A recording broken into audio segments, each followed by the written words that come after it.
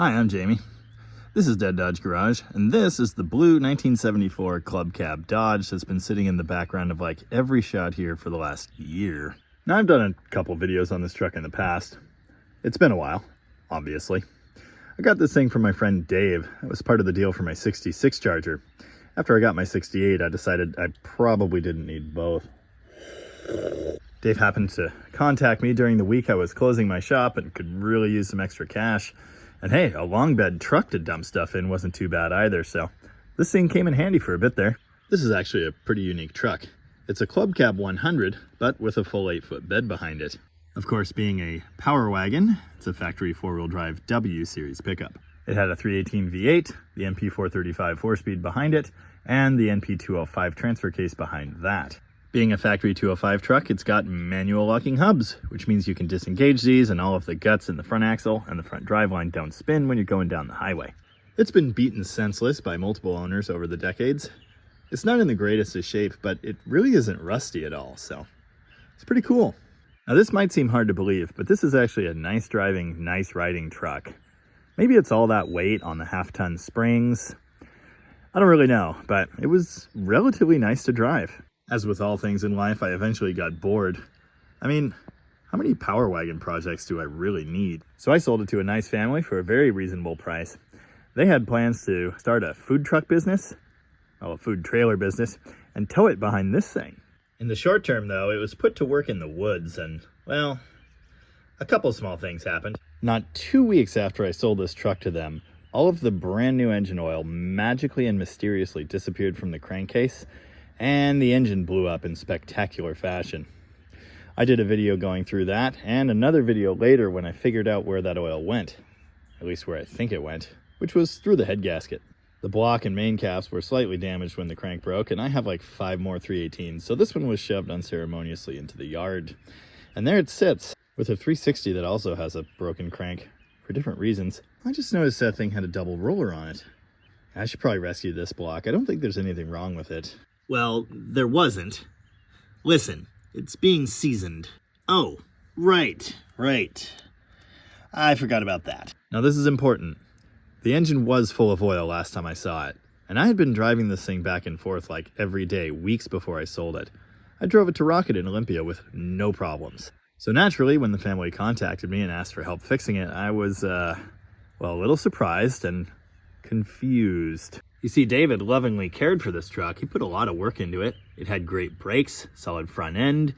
The engine had been serviced, fresh tune-up, nice intake and carb, fresh oil, gaskets, all kinds of things.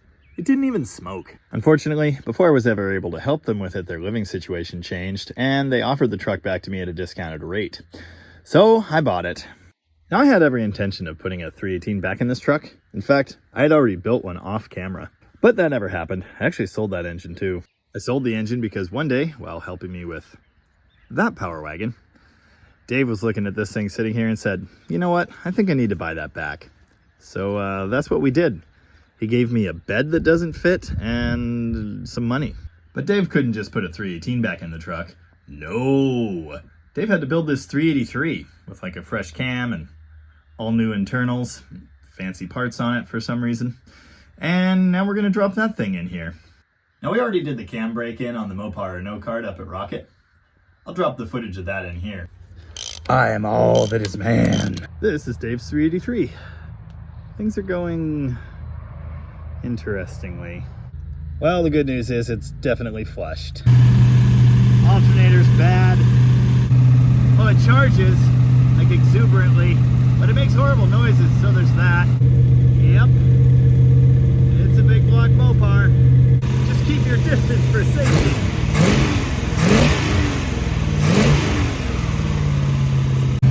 That's a little exhaust leak among friends. Oh, good. The thermostat finally opened without exploding coolant everywhere. Oh, it runs cool. So at least there's that. Hey, Dave. Yeah, it leaks.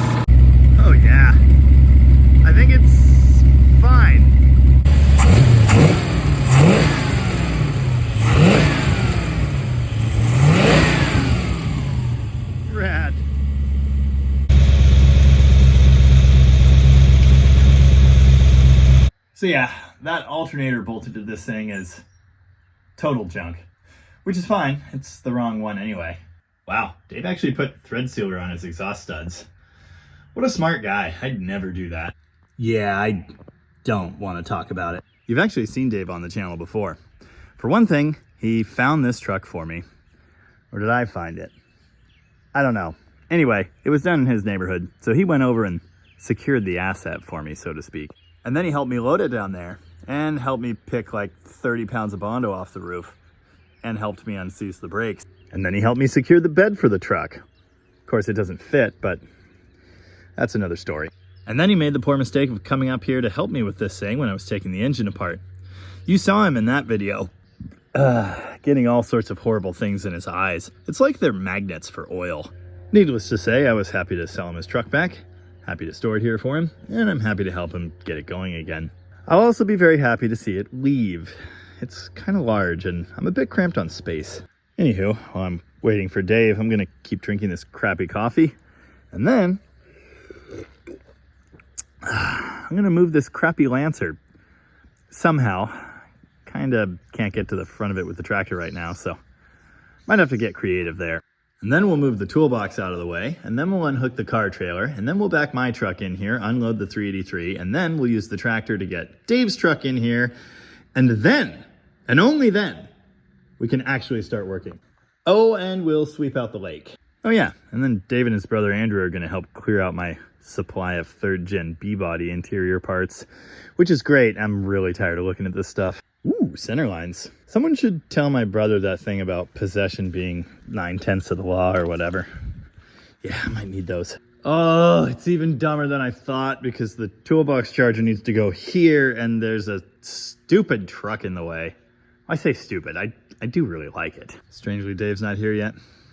We went out for ciders and sandwiches last night, so yeah, maybe he's like massively hungover or something, I don't know. The cavalry arrives. Okay, I wasn't thinking clearly. There's no point in putting it here. I can't actually put that truck on the 2-post because it's too long, so it'll be right in the way, and Tracy's car still needs work anyway, so we're gonna do it over here. We'll move the 68 out, hopefully put it back in tonight. Soul sounds. And now to clean a bunch. Editor's note, this is an engine swap video. But we were so busy doing the engine swap, we never really talk about the parts involved. So I'm gonna give a rundown of that toward the end of the video. If that's all you're here for, scroll forward like, I don't know, 50 minutes or something. Well, many things have happened in the last hour, and they all hurt, but now we're here. 318 flywheel, meet 383. Look, it's already got a thingy and everything. Oh yeah, that works. Yeah, so Dave said something about leaving his headers at home, and then I remembered I had these out in the shed. And just for added flavor, I've got some purple hornies left over, so we just spiced this build up several notches. Also, we did steal Tom's engine mounts, though. Dave's making hot rod stuff happen. Meanwhile, I'm going to pull the small block bell housing off of our MP435 and get the big block unit installed. I suppose I need to take a sawzall to what's left of this exhaust at the same time.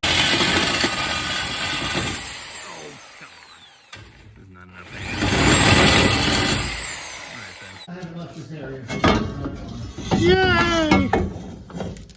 So it turns out these bell housing and transmission bolts, not loose. So now I'm here, stripping crap out, spraying fluids, and I'm gonna heat this up with a torch. And given the amount of oil in there, there's probably gonna be some fire involved. Fire! I love fire. That was terrible. Got 2 out. Okay. There, that's probably fine. Oh, come on. Really? Would you? Ow! Hey, didn't you grab a hammer? I might need that. Wait. Oh. Sometime today. Sure. No, now I got it. Yay! Oh, look at that. And there's the naked NP435. Now we just slap the big block bell on there. You know, I could be wrong, Dave, but this might be going too well. Yeah, so I decided to home resurface the flywheel, but that's not gonna fly with this guy. So now we're on to option 2. And if this one's also grooved and horrible, we'll move on to option 3. There might even be an option 4. Why do I have so many useless truck flywheels? No idea. Flywheel number 2 is good enough for us. There are a couple light marks there, but nothing like the other one has. Some very light heat checking and some scratches here, but we're gonna call that good. Most of what you see here is just staining. It feels really good. Do we use blue Loctite or the spicy stuff? The other shoe just dropped. Really glad I checked here. That is the 360 flywheel. That's a neutral balance 318. And since we're installing a 383, that's what we need. Now it's easy to tell. It's not at all uncommon to see drill marks in the back like this, or scallops like that. Either of those will be minor machining that was used to neutral balance the flywheel.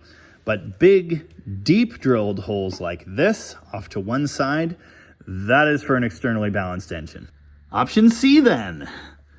That's still a V8 flywheel.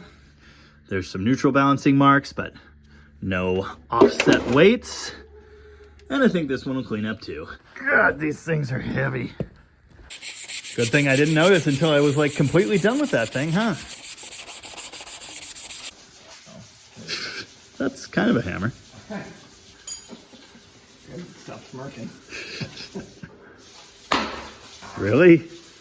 Wow. You are disappointing me right now. No kidding. Yeah, don't you dare use that as a pry bar. Woo! This is not a paid advertisement, but this thing is the best. Little tiny M12 fuel-y brushless impact. It's fantastic. Bell housing installed. What do you guys know about body work? Tell you what I know. Well, it's better. I kind of boobered it a few times. And it's tin canned really bad. I don't want to talk about it. That is a flywheel. I bought this clutch kit for this truck 13 months ago. Hey, how's your hand, Dave? Anyway, make sure you clean the shipping oil off your pressure plate. The only thing keeping the blood in the finger is the grease. Uh-huh. Now that's clean-ish, except for all the fuzzies. And we go drop that on Dave's hand. We're basically like a regular NASCAR pick crew. Out of there. Out of there. On with you. Yeah, that's the messed up bolt. Minor tactical error. We kind of forgot about header gaskets. Thankfully, the Crap Rate Auto Parts keeps the Remflex ones in stock. Clutch is torqued and absolutely perfectly aligned. Yeah, this swap is way too easy. The big block and small block clutch forks are the same too, which is good because this one is interesting. David! I can't reach! Fork, throw bearing, Z-bar is all set together. Unfortunately, we found our first problem. The Z-bar setup is a little bit different on a big block bell compared to a small block one. There's a pivot higher up on the small block bell that it goes to. The big block bell does not have that. Here's the issue. The Z-bar looks straight right now, but this is like an inch or more higher than it needs to be when the engine's installed. So once we drop it down, the whole Z-bar is going to go like that.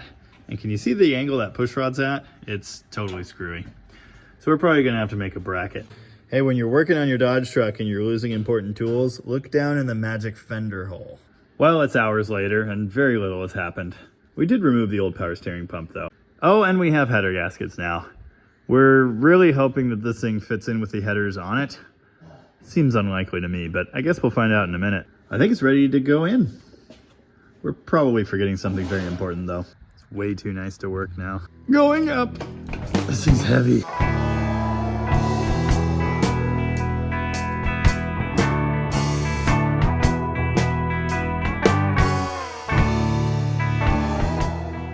Okay, well, yeah, that was never gonna work. It's a little long. All right, here's my secret life hack. We've seen me do this before, recently in fact.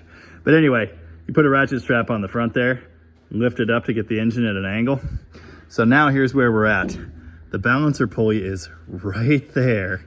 And the passenger header flange, which is like our whole problem, is right there. And I think we can just kind of fudge it. And in it'll go. This is truly genius. Let's go down.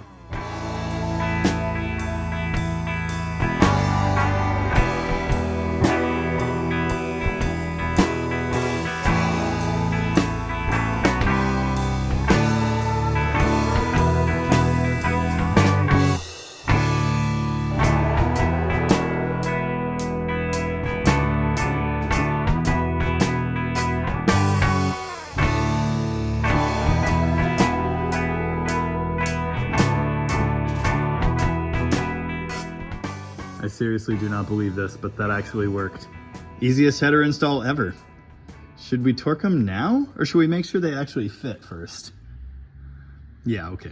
Dave and I are both having flashbacks to the last time he was laying under the engine of a Dodge Power Wagon. You got your safety squints on? Only if the corporate safety person's asking. Prudence the safety goat? Anyway, the dipstick tube started leaking. Hopefully it's fixed now. We did allegedly slightly bend the crap out of it. Okay, the starter is precariously set in place on top of the header there, so it should kind of go home. Hopefully isn't in our way. Now we're gonna try and get the input started in the clutch. So wish us luck. Well, now the passenger header is living just on top of the drive shaft, and the other one is on the bell housing, so we're pulling them loose. David's being silly. This header doesn't hit anything. We're gonna drop the drive shaft and that'll solve all our problems. Much better. Hopefully it goes back in. Looks like it's in there, right? Well, not so much. This side's good. Notice the bracket on the back of the ears, where they normally go. On this side, I told Dave to put the bracket on the back of the ears because they always go on the back of the ears. Well, not in this case. See the gap back there? That's because these brackets are bent such that they will go on the front of those ears, which are not straight. And, well, it's been a while since I put one of these together, so I forgot. That, caused our mounts to not even line up a little bit. I don't know if you can see that, but anyway, it's off by about an inch. Well, that's easy enough to deal with, but the next problem is this header and the driveline want to be in exactly the same place.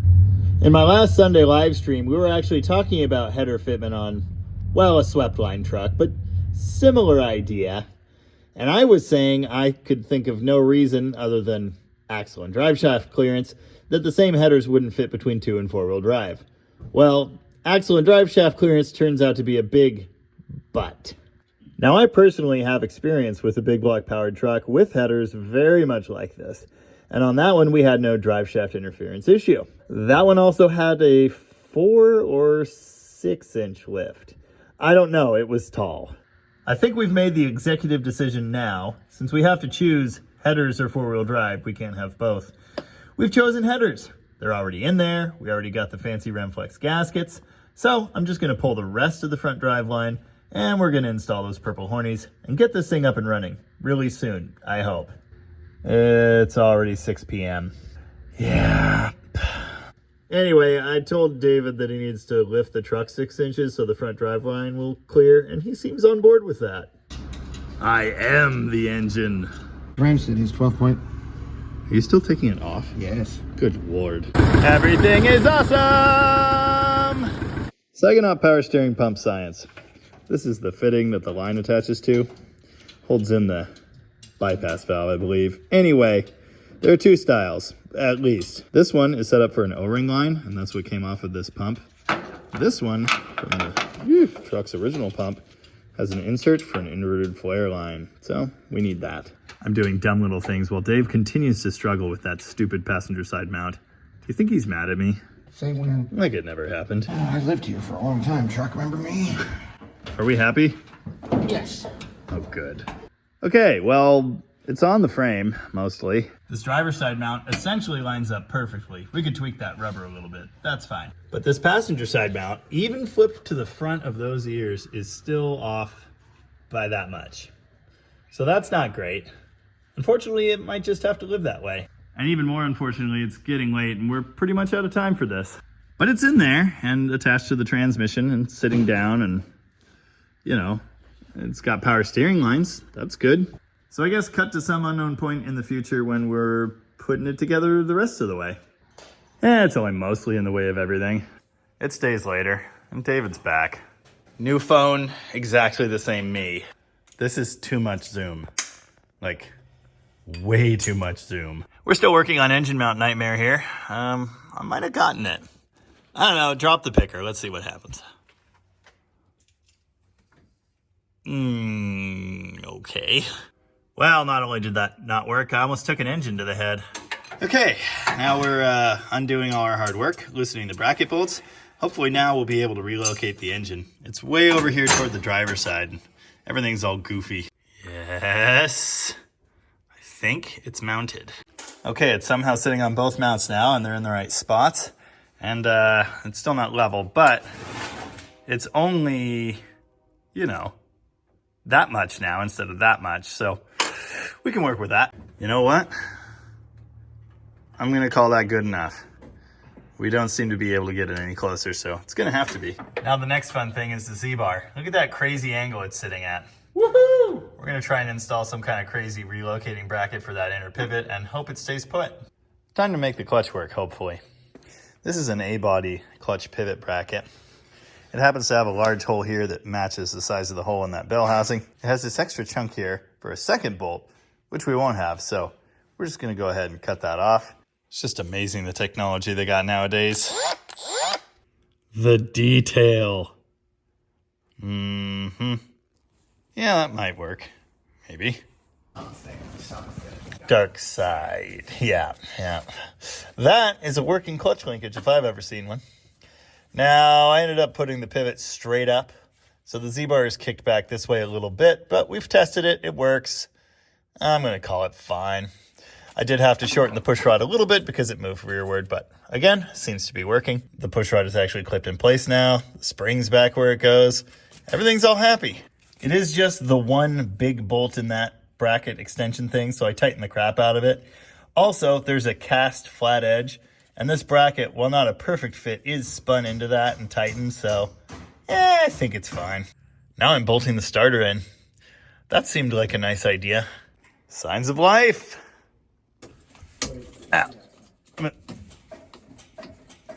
Okay, I think that battery's dead. Well, we're getting places now. The bell housing is actually firmly attached to the back of the engine. We're working on getting electrical in place. This tried to become a fire, or no, this. I don't even remember that being broken, but it is. Anyway, I tried to test run the starter and nothing happened. There's definitely power getting down there, judging by how it shoots sparks everywhere. But yeah, it won't do anything, so it's interesting. The starter was definitely good, you know, previously. So I might have to hit it with something. They've done studies, you know. 60% of the time, beating on the starter with a hammer works every time. And I can prove that by all the gas that shot everywhere out of that line when the thing cranked over. One major wiring difference between a small block and a big block comes down to the distributor location. On a small block, it's in the back. On a big block, it's in the front. So I just made up this extension. Luckily, I hoard Chrysler connectors, so that's not a problem. This is a perfectly good motorhome 440 I'm planning to put in my crappy van. I've had other things to do, so hasn't happened yet. Dang it! It's fine. I definitely won't be very annoyed by this later. Had lunch. Cold. Ready for a nap. Fan bolts. Well, 2 out of 4 ain't bad. Stole my own throttle bracket. Cleaned it up, and it's ready to install. Well, it's hours later, and all kinds of things have happened. For one thing, there's a radiator and a fan and a shroud now, and I don't even think they're going to hit each other. Barely. Thank you. Anyway, now I'm fitting the lower radiator hose. Basically just kind of eyeball it and start cutting, and hopefully it fits. We're getting there. It's kind of too long everywhere. What are you doing, David? Moaning. I am tightening an intake manifold because it was too loose. Yeah. Now it's draining. We've already run that engine, and all the intake bolts are loose, so that's cool. I'm saying it was a heat cycle that loosened it. Anybody asks. Yeah, it's quite the excuse. Who built this engine, David? Anyway. You did. No, I did. Yeah. We've got a throttle now, so that's cool. We've also got a fuel filter. Guaranteed someone complains about where that is. Oh, that's awful. Oh, it needs to not be on the linkage. That would be good. And yeah, everything just kind of wants to live in the same spot. It's a problem. Now we just want to go on record and say that everything you see here is going to be redone. It's all terrifying and bad. We just want to hear this thing run, and maybe more importantly, see it drive out of the shop. That'll be a good day. The camera's never rolling when the funny stuff happens. It just loves to roll. Now, if you've watched the channel for any amount of time, you know I'm really big on battery hold downs. You just need one, okay?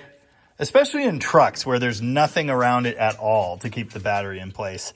It'll end up in that header the first time you take it off a sweet jump. When you're at the parts store buying your battery hold down, Go ahead and walk right past these rubber ones, because as you can see, it only takes a couple years for them to just dry rot to oblivion. Little known speed secret: cobwebs in the radiator. It lowers friction from your water pump impeller by slightly sanding down the blades, and it also acts as a leak sealer. So does all that rust. In addition to the missing throttle hold-down bracket, we're also missing a return spring bracket. I fashioned one out of a random bracket from a Ford Ranger I recently replaced the engine in. Dave seems upset about that. Easy. And that's full strength. Yeah. Do you have water? Do you not have water out here? No. We've been over this. I know you viewers sure appreciate my weather updates. Well, the sky's blue above me, but it's pouring rain over there, so yeah. This is not ideal. Dave went to get water. I'm just staring at the truck, trying to figure out what we're forgetting. Oh yeah, return spring still. I can't find one. As is my custom, we left this heater hose off to allow air to escape as we filled the cooling system. It just barely started making a mess because, well, we weren't paying enough attention. Anyway, it's mostly burped. That's good. You don't have to worry about warming it up and possibly overheating it while you wait for the thermostat to open because there's air beneath it. It's a great technique. Makes life easier. I just need a return spring. My kingdom for a return spring. My last return spring went in there. I am so tempted. It's not a return spring, but it is really useful. The temporary owner of this truck went ahead and gifted us some disgusting garbage. Anyway, we're looking for a spring. Still no luck. Tailpipes? Oh no, it doesn't have those. I did the delete. How do you get so dirty? Rolling around on this floor? I mean, I'm dirty, but like... Yeah, but you take it to a whole new level. A whole nother level. Well, it took an hour, but I finally had a good idea. Spring. Basically, all our problems are over. Well, it's a little short, but, you know, it's never stopped me before.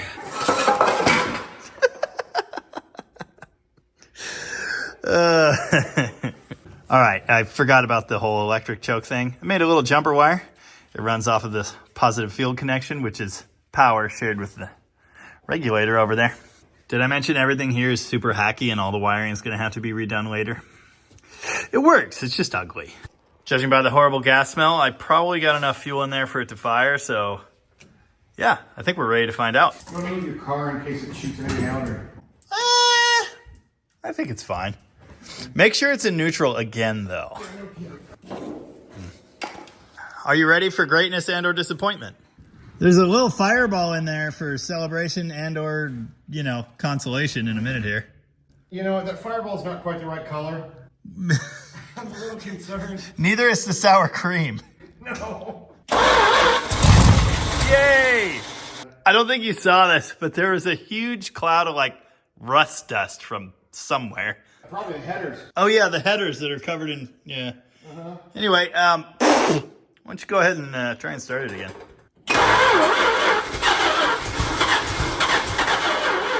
Okay, hold on. Go!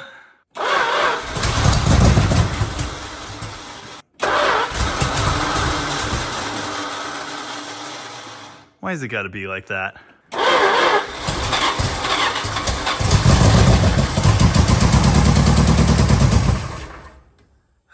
I'm sure it'll pump fuel eventually. Maybe there isn't fuel. What is going on here? Well, we gave it the slosh test and there's not a slosh in there, so tank's empty. That explains why it's not pumping fuel. Listen, it's not the size of the funnel. It's the motion of the whatever. Let's see if we can at least hear it run for like 10 seconds. That'd be cool. This sounds so awesome. Oh, it's amazing. Purple Hardys are the best.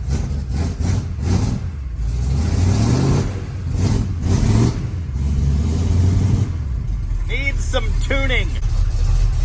Yeah, okay. That's some oil pressure. And it's out. Hey, it was charging too, so that's cool.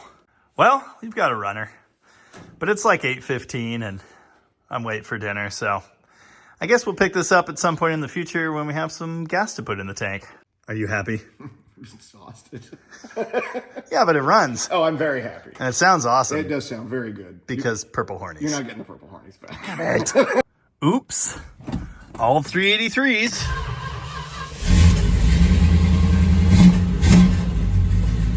It's a new day. The sun is shining. It smells like grass clippings. Anyway, I went and bought 5 gallons of the cheapest fuel money could buy. And in the big block truck, that should be enough to get us, what, 2-3 blocks, I think? Huh. The filler neck's only got 1 screw in it, and it doesn't look like that's even tight. Given that David changed the bed himself, I don't think he has anyone else to blame. Oh no, not the paint! Okay, let's see if it wants to pump fuel today. Oh. Oh, the wipers magically fixed themselves. Kind of. Neat! Oh. Yeah, that's why that wire was off. They don't park right. Anyway.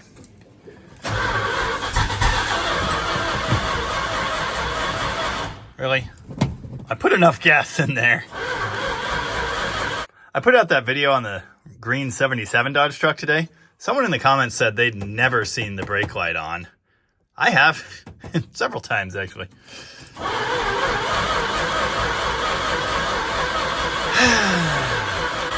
What, did I flood it?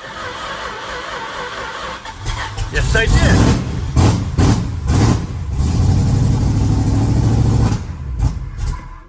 Oh, that's not a good sound.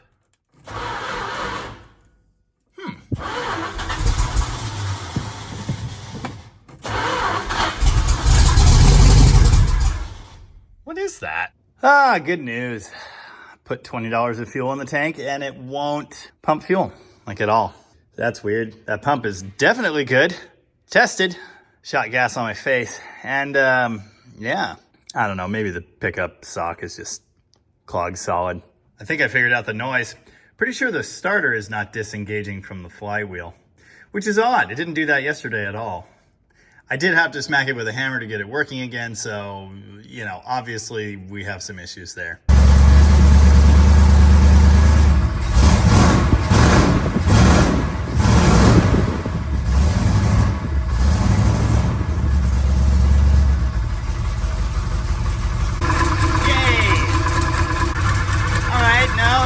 Up here, 2 theories. 1, this alternator is also bad. 2, the fan bolts are slightly too long. I don't know. Let's get this thing out of the shop. Yeah, there's that horrible debris I was talking about. It does charge. Not very well at idle, but that's kind of a normal problem. Okay, I don't know if it's the only noise, but see that stripe on the water pump pulley? That's because the power steering belt is just running on the back side of it. Not uncommon to see that. The fanciness. Oh. Someone should check the fluid in the transmission. The noise goes away when you hit the clutch. By the way, the clutch is really easy. Is that the throwout bearing and maybe it's just not coming off? That's weird because it gets quiet. Anyway, it moves. The clutch is like all the way in the floor though. That's weird. Okay, yeah, it's the throwout because you don't actually have to stop the transmission from spinning to get the noise to stop. But the weird part about that is the clutch is all the way down there, and yet the throwout is still engaged here. Weird stuff. That is too much fun. Where did that come from?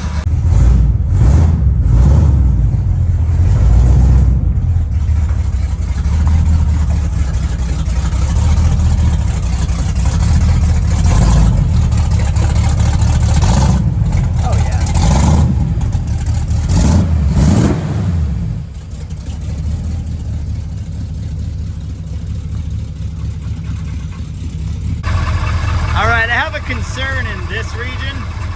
We're going to use the magic of video to see if I'm right.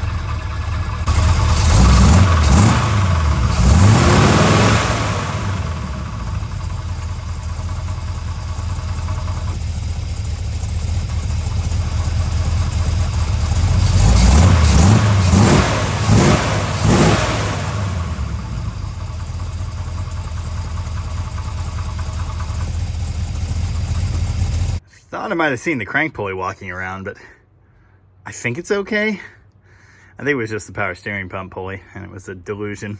Also, that belt is too tall, and that's why it's sticking up and rubbing on the water pump pulley.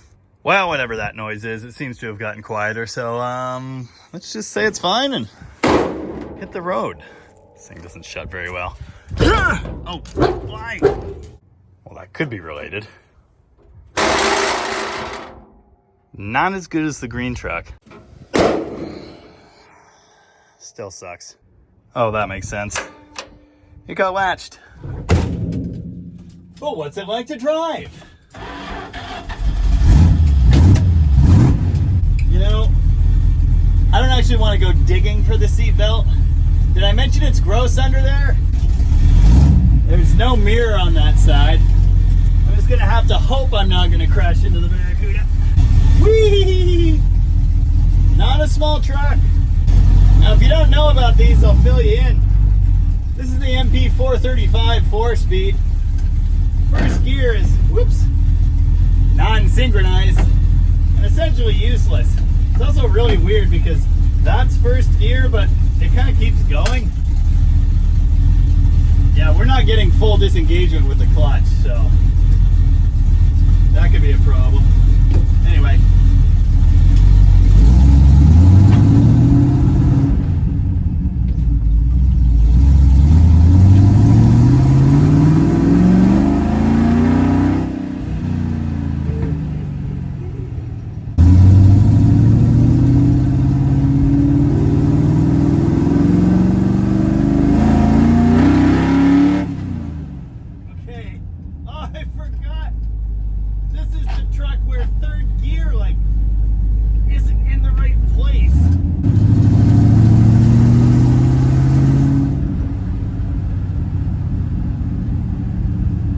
This is fun. Oh.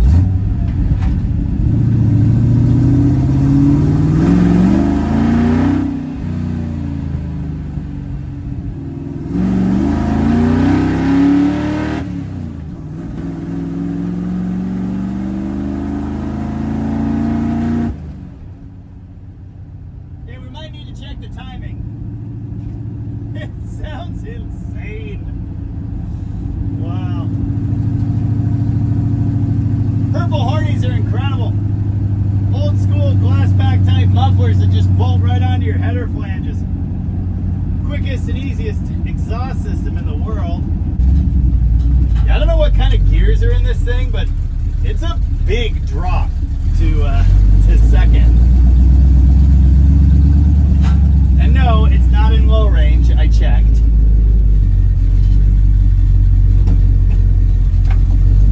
There's crawl mode.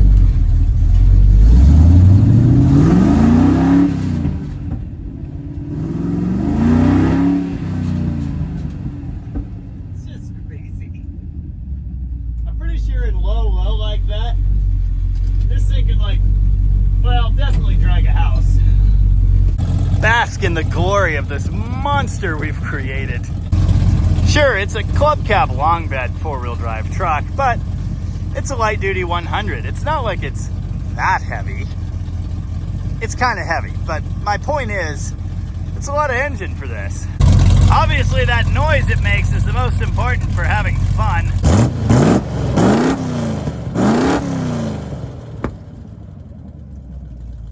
My brother's first car was a 1973 Plymouth Duster. We converted it to look like a 72, and we installed a 273 with a cheap set of headers from Summit and a set of these Purple Hornies. In fact, they could have even been these Purple Hornies. I'm not totally sure, but yeah, that sound just takes me right back. I don't think this works anymore.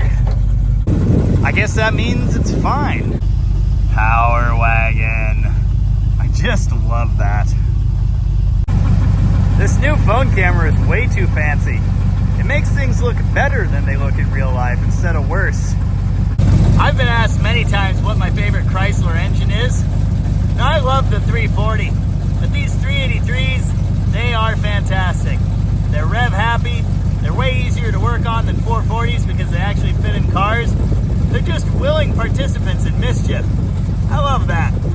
I just remembered how little gas is in this thing. I should head for home.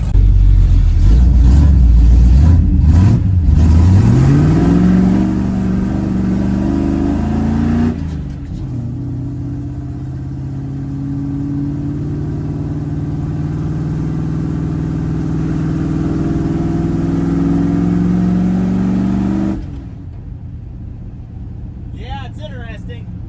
It feels really quick right off the line.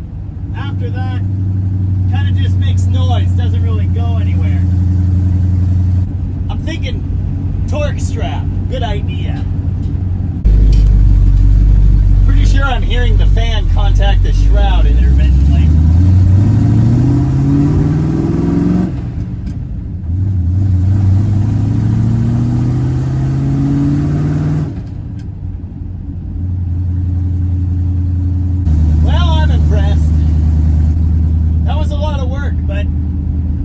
Finally a reward. This truck's no longer broken in my driveway. I'm so excited. Oh God. Yeah, that sounds not good. Hopefully we still have a radiator. Big and little. I do like that grill, but I've always preferred that one. It's just so good looking. I really don't like that horrible sound it's making. And I can't get the hood open, so, you know, I'll just park it in the yard for now, I guess. Oh, sure, now it works. As I'm dreaming up creative parking spots, I need to remember there's no front driveline in this thing anymore. Oh yeah. Don't know if you can see it down there, but there's a shiny spot where the fan's hitting occasionally. Knowing what I know about these trucks, I don't think that's so much the engine moving as it is the entire front of the truck moving. It's a beautiful sight. All the baby pairs, not the truck. All right, we've definitely got some room for improvement here. The good news is, that's not my problem. Why does my dog love the lawnmower so much? He seems to lack that whole sense of self-preservation thing. Anyway, the list. Modify the fan shroud so it doesn't rub anymore. Pray that horrible noise doesn't come back. Adjust the wipers so they park down. Adjust the clutch. Put gas in the tank. And drive and enjoy? Okay, a passenger mirror might be a nice idea. All right, the creeper zoom's kind of amazing, I gotta admit. Okay, I promised engine swap notes, so here they are. Engine mount brackets. Those are out of a later 70s big block truck, and they worked. Kind of, although the engine's not quite level. Not sure what that's about. Apparently there are a couple different versions of the truck big block mounts, and you can go find that info online. We used the stock 318 radiator and shroud, and as you saw, there's a bit of a rubbing issue. It could definitely be solved with some very slight grinding. It's the right size shroud for the fan we've got, so I don't know. That may be particular to our case. Just be aware. Interference could happen. With the 440, you can run into clearance problems with your brake booster. We don't have any issues here. In fact, there's tons of room, but that may be because this is a big block booster already. There are like 3 or 4 different versions of the boosters that come in these trucks, so if you've got the big flat pancake one, that could be a problem. I don't know what year this big block bell housing is, and as you saw, we had Z-bar mounting issues. You're going to want to pay attention to that. It's easy enough to solve. If we had used the standard truck manifolds, we would have had no exhaust problems. But because we got greedy and went for headers, the drive shaft doesn't fit. If you're doing a big block swap in one of these 4-wheel drive trucks, pay attention to that because that might be important. As mentioned, it's a 318 flywheel. It bolted right on. The clutch is also for the factory 318 application. No problems there. I'm sure I'm forgetting something important, but that's most of what you need to know. It's just a few choice factory pieces and it kind of just goes in there.